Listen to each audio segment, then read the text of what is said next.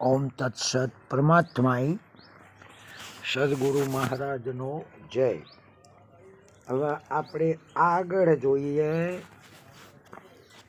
પ્રશ્નાવલી.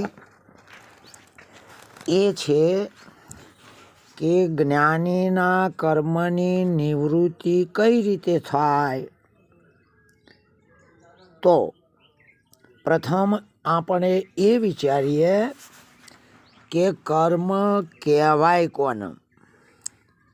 તો આપણા સંત શાસ્ત્રો હર કોઈ પણ કહે છે કે કર્મ શરીર વાણી અને મનથી થાય છે. એટલે કર્મ છે એક જ, પણ શરીર વાણી અને મનથી થતો હોવાથી એના 3 વિભાગો પાડેલા છે. તો શરીરથી કર્મ થાય, વાણીથી થાય અને મનથી થાય. આપણા શાસ્ત્રોમાં જેના દોષો પણ બતાવેલા છે, 10 દોષ. હવે આના ઉપરથી આપણને અનુમાન થાય કે કર્મો 3 પ્રકારનો હોય. એક સંચિત કર્મ, નંબર 2 પ્રારબ્ધ કર્મ, અને ત્રીજું ક્રિયમાણ એટલે આગામી ભવિષ્યમાં થવાવાળું કર્મ.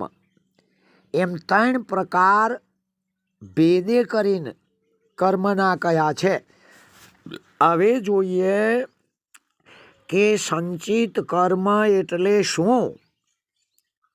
તો અનેક વ્યતીત અતીત એટલે આગળ વહી ગયેલા જન્મો, આપણી ધારણા મુજબ અનેક પૂર્વેના જન્મોમાં સંચિત કરેલા જે કર્મ એને સંચિત કર્મ કહેવાય છે. નહીં કહેતા આપણા એમ કે વડીલો કે ભાઈ આ તો પહેલાંના અવતારોના મોર કરેલો છે એ ભોગવાય છે. હા, જેમ બોણની અંદર ભાથાની અંદર બોણ પડ્યો હોય ભેગો કરેલો એ હંગરો એટલે સંચિત કર્મ કહેવાય. જેમ આપણે કોઈ પણ રડેલું હોય અને પછી ગળપણમાં આપણે એ સુખને ભોગવીએ જે પ્રોપર્ટી હોય તે, એટલે કે હંગરેલો, અને સંચિત કર્મ કહેવાય છે. હા, બીજા નંબરમાં એમ થાય કે પ્રારબ્ધ કર્મ એટલે શું.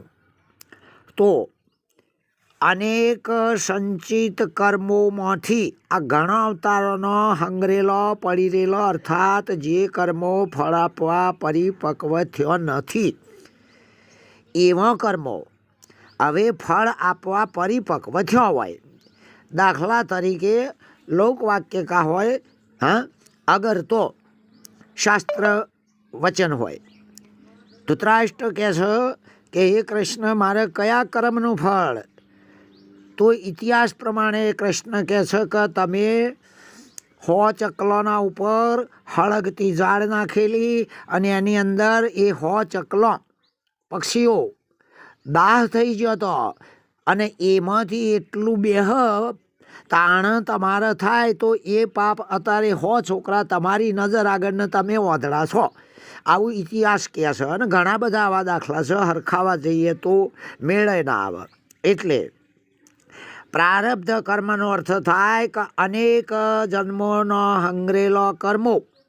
હા, કારણ કે ઘણા કર્મો એવો હોય તમે બાજરી વાવો 90 દિવસે એનો પાક આવી જાય.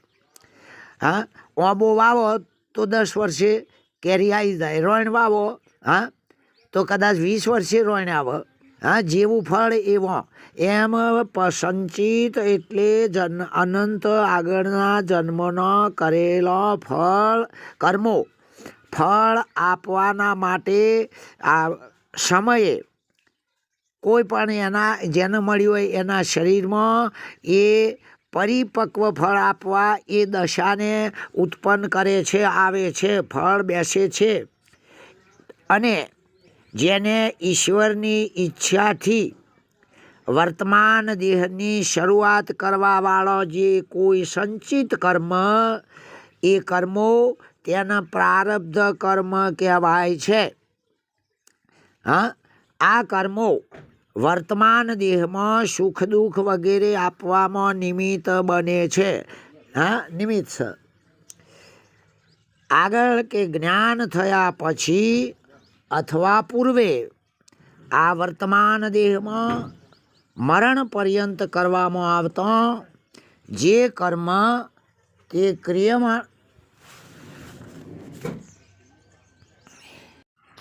ક્રિયમાણ કર્મો કહેવાય છે. એટલે કર્મ 3 રીતે વિભાજિત થયેલા છે.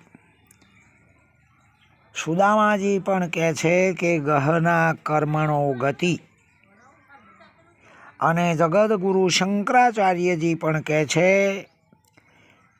કે અહમ કરોતિ વૃથાભિમાન સ્વકર્મ સૂત્રો ગ્રથિતો હિ લોક. ત્રણેય લોકમાં કર્મ કર્મ ને કર્મ છે, અને કોઈને કોઈ પણ હું કરું છું એવું ધારણ કરે છે એ ખોટું અભિમાન છે. કારણ કે કૂતરું ગાડાને ઉપાડવાનું જ નથી, છતાંય પણ માને. નિરાંત વળી કહે છે કે કર્તા પદ તમે કોને કહો છો, અકર્તા એ પણ કોને કહો છો. આપણા મહાપુરુષોએ ખુલ્લે ખુલ્લા આપણને ઈશારા કર્યા છે, ચેતવ્યા છે, છતાંય પણ વળી કર્મનો સિદ્ધાંત, વળી રામાયણ પણ કહે છે કે કર્મ પ્રધાન વિશ્વ કરી રાખા, જોજસ કરાય સો તસ ફલ ચાખા.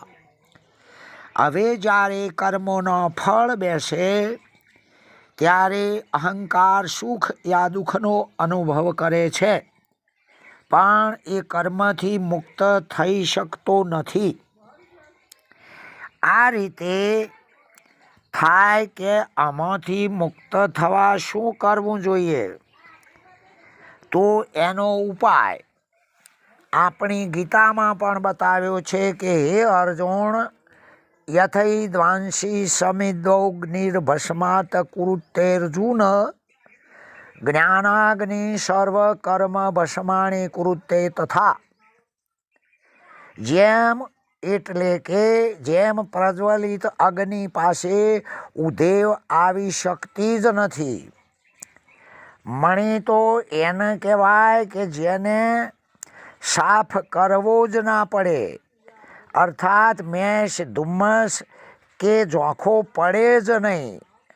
એટલે કે જેમાં ઓઇલ, દીવો, દિવેટ કે પ્રકાશ કરનારા સાધનોની કોઈ જરૂર છે જ નહીં, સદાકાળ જે પ્રકાશિત છે, એનો સ્વભાવ જ પ્રકાશિત છે. કોઈ પણ પ્રકારની ઉપાધિ, ફૂંક, વાવાઝોડો, પાણી, તોય પણ જે હોલવાય નહીં એવો મણી.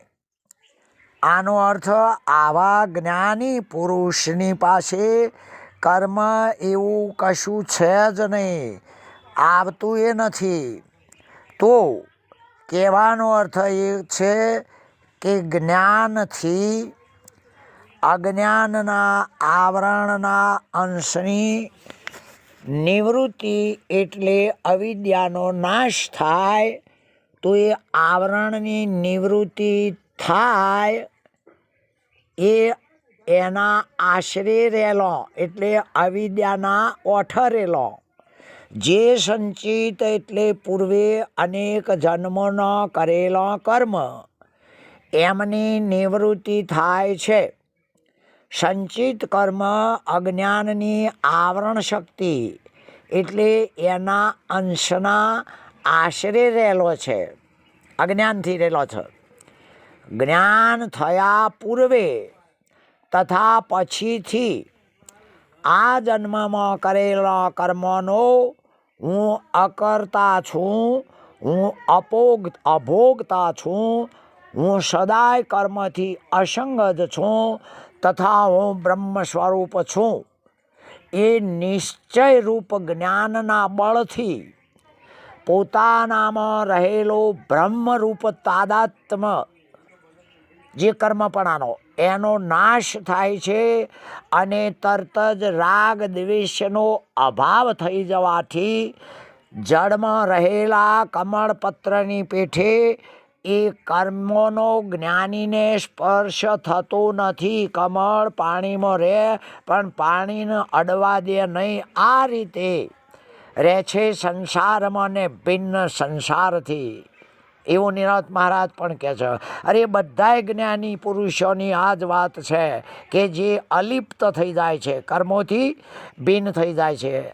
આવા જ્ઞાનીથી થતો ક્રિયમાણ કર્મનું કદાચ શું થાય, એવું થાય તો આવા જ્ઞાનીના કર્મો, એ કર્મોનું ફળ કોઈને મળે કે નહીં, એવું થાતું હશે. તો એવી શંકાનો ખુલાસો આ રીતે છે કે તે જ્ઞાની પુરુષનો આ જન્મમાં કરેલા શુભ ક્રિયમાણ કર્મનું જે ફળ સારું સકામ, એ જે એના ગુણગાન ગાતો હોય, અગર તો જે ભક્ત હોય, અગર તો એવો સેવક હોય, એના આ પુણ્યનું ફળ મળે છે. અને જો અશુભ ક્રિયમાણ કર્મ હોય તો સજ્જન આદર્શ અથવા તો જ્ઞાની સંત પુરુષની ટીકા કરનાર, નિંદ્યા કરનાર, એનાથી હરીફાઈ કરનાર, એનો દ્વેષ વિરોધ કરનાર અને નિંદા કરનાર એવા માણસને એનો આ દુષ્કૃત કર્મનો અશુભ ફળ મળે છે ને મળે છે. અર્થાત બે કર્મોથી જ્ઞાની મુક્ત થઈ જાય છે. હવે અજ્ઞાનની વિક્ષેપ શક્તિને આશરે રહેલો જ્ઞાનીનો પ્રારબ્ધ પૂર્વે કોઈ એક પ્રારબ્ધ એટલે પૂર્વે કોઈ પણ એક અથવા અનેક જન્મોમાં કરેલો અને આ દેહનો આરંભ એટલે શરૂઆત કરવાવાળો કર્મોની અભોગથી નિવૃત્તિ થઈ જાય છે. ભોગવવા પડતો નથી, એકી સાથે બાદ થઈ જાય. દાખલા તરીકે એક ભાઈએ લગ્ન કર્યા અને એને 10 વર્ષ થયા પણ પ્રજા થઈ નહીં. આગળની સ્ત્રીની સહમતિથી એને બીજો લગ્ન કર્યા, એ વાતને પણ 15 વર્ષ થયો તો પણ પ્રજા થઈ નહીં. હવે બેને પૂછીને ત્રીજું લગ્ન કર્યું તો પણ પ્રજા થઈ નહીં. હવે ભાઈની ઉંમર થઈ ગઈ. એક દિવસે 3 સ્ત્રીઓ હોવા છતાં પ્રજા ના થઈ અને છેવટે શરીર છૂટી ગયું એટલે મરી ગયો. હવે વિચારો કે એ પતિ, એ પુરુષ ખુદ મરી ગયો તો આ 3 સ્ત્રીઓમાંથી સૌથી પહેલું કોણ રોડ્યું કહેવાય? હા, તો એવો જવાબ નથી કે અમુક અમુક, એ ત્રણેય એકી હાથે જ રોડ્યો કહેવાય. હા, વારાફરતી ભલે કરી પણ વારાફરતી રોડ નહીં. હા, એમ અહંકાર મરી જાય તો આ ત્રણેય પ્રકારના કર્મો પોતાના બ્રહ્મ ચૈતન્ય સ્વરૂપના પ્રભાવથી એકી હાથે ત્રણ નિવૃત્ત થઈ જાય છે. વારાફરતી થતો નથી અને એ જ્ઞાની પુરુષ ચૈતન્ય સ્વરૂપ થઈ જાય છે. એટલે કે અર્થાત કર્મોનો નાશ થઈ જાય છે. હવે આ રીતે એ રીતે માટે જ્ઞાની સર્વ કર્મથી મુક્ત છે અને તેથી જ કર્મથી રચેલા જન્મ મરણાદિક સંસારથી પણ એ મુક્ત છે ને છે. એટલે મહાપુરુષોએ કહ્યું કે 10 દોષ નિવારણ હરિ અવતારણ. આ રીતે જ્ઞાનીના કર્મોની નિવૃત્તિ થાય છે ને થાય છે. પછી આપણી દ્રષ્ટિથી આપણે એને ભલે ગમે તે માપીએ પણ એ કર્મો એ જ્ઞાનીને કોઈ દિવસ લેપાયમાન કરતો નથી અને જ્ઞાની એમાં લેપાયમાન થતો જ નથી. એના બધું જ એ ચૈતન્ય સ્વરૂપ થઈ જાય છે. ઓમ તત્સત. પરમાત્મા સદગુરુ મહારાજનો જય.